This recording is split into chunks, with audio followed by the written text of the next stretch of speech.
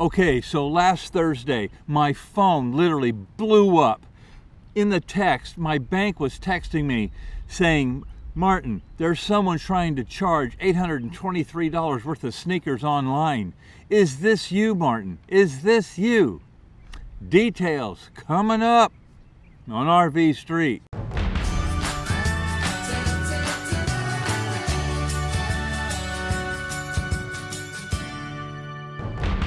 So I'm like, what? $800 in sneakers?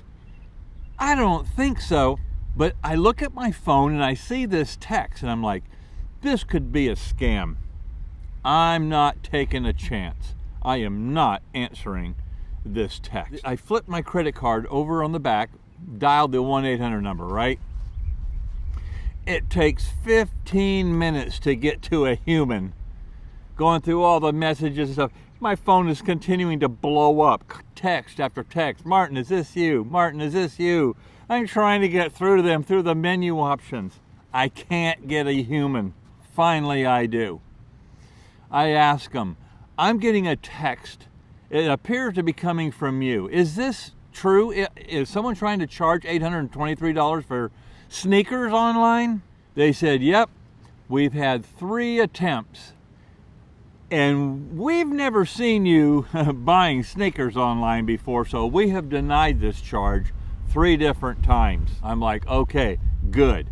But then we got to looking at the account even more. And that same person they had already charged a $73 online charge for some gaming something. They asked, is this you? I said, no. So they already had denied the $823 sneaker deal, but the $72 or $73 gaming charge had already gone through, but I told them that wasn't me, so they got rid of that. This probably was a trial balloon before they came in with the big charges, right? I just wanted to relay that these days, I am so careful about using my credit card. At gas stations, I'm always looking for skimmers. When I put my card in the gas station, I don't give my card to a waiter at a restaurant, let him wander away with that and, get all that information. I don't give my credit card over the phone unless I absolutely have to, and I feel really or pretty much confident that it's okay to do that. But you know what? These days, this doesn't matter what you do. It seems like if these guys want to get your information, they're going to do it. And in this case, they did. So I'm on the phone with the credit card company and they immediately canceled all my cards right there on the spot. They removed those 2 unauthorized attempted charges there, and they said that they would mail us 2 new cards. But here's the problem. The credit card company verified what our address was, but we're full-timers. We're traveling. So we use a mail forwarding service.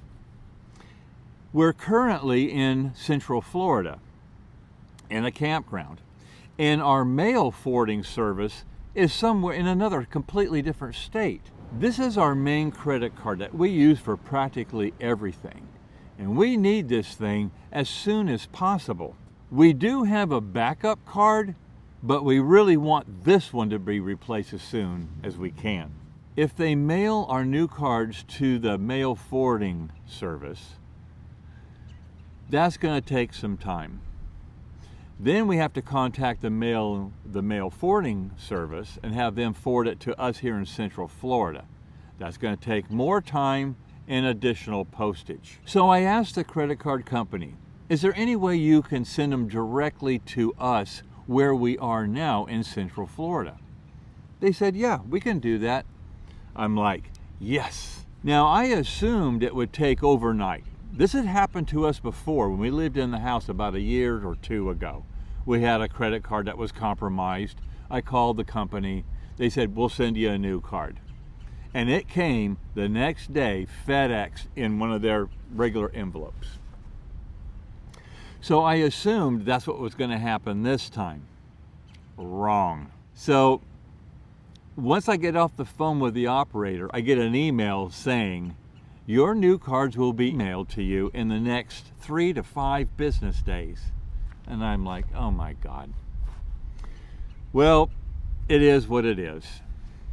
So we're here in the campground. I went to the place where they received the mail and I gave them a heads up. Hey, I'm expecting an important envelope, blah, blah, blah. They took my name, they asked for my phone number. They said, we'll call you when it gets here. So here's the other part of this. They told me on the phone that take these old cards and destroy them, right? That's what they tell you to do. These old cards, this account's canceled, destroy the old cards. Here's the problem with that. These cards were metal cards. And I don't know if you've ever tried to destroy those cards, but I tried and I couldn't. I tried cutting them. I tried burning them. I tried melting them. I couldn't get it done. So I put them in my desk drawer. I waited for the new cards to get here. When the new cards came, they did not come in a FedEx pack. They did not come in a UPX sealed envelope. They came in a regular number 10 envelope, a little window envelope. And inside that window envelope was my 2 credit cards, one for me and one for my wife, and also a smaller post-paid or a postage paid envelope. And it said there, put your 2 old metal cards in here, mail them back to us, and we'll destroy them for you. And I'm like, okay, that works. I can't destroy these cards. I don't have the equipment on board our motorhome to do this. Here's what I take from this experience. Number 1, this is exactly why, in the past and currently, I never link an account to a credit card where I'm automatically billed every month. You know how this goes. Every time you sign up for something, oh, get auto billing linked to a credit card and we'll give you 2% discount or a 5% discount. That's the candy that they offer you. But now your credit card's linked to that. And if something happens to that credit card, guess what? You're screwed. So I just make it a practice. I never link any of this auto billing crap to a credit card.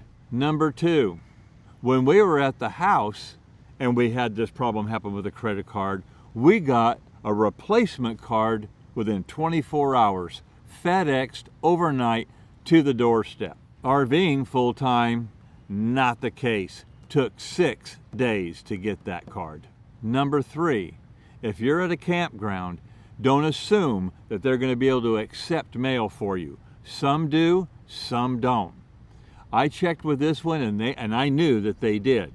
So I called, when I talked to the credit card company, I had them forward that mail or that new credit card directly to the campground that we were at. But make sure you always check where you're staying, they will accept mail. Now, if they don't accept mail, you're going to have it mailed to your mail forwarding service. They're going to have to forward it to a local post office general mail, and that's even going to take more time and additional postage. And the 4th thing I learned from this is my credit card company really does pay attention to my buying habits. They're like, we've never seen Martin buy sneakers before, especially $800 worth. I think this is a scam, and they denied it. Thank you for that.